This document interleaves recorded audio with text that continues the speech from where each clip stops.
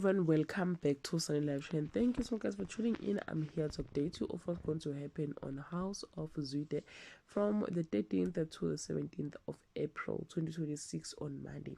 Palesa breaks up with Nkosi saying the public scrutiny and online hate have become too overwhelming for a relationship that still lacks clarity. On Tuesday, Soga's money troubles worsen after he turns to gambling and loses everything, while Neo and Tato's fashion plans stalls due to lack of funding on Wednesday.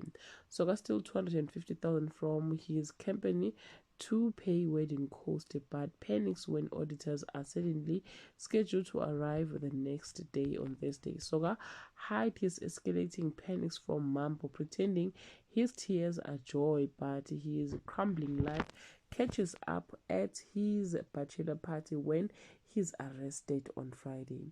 The night before his wedding, Soga confesses at a police station that mounting wedding cost and his gambling addiction led him to embezzle 250, and he pleads with Sunday to keep it from Mampo. Well guys, that's all I have for today. You can leave your comment below and share your opinion. Bye.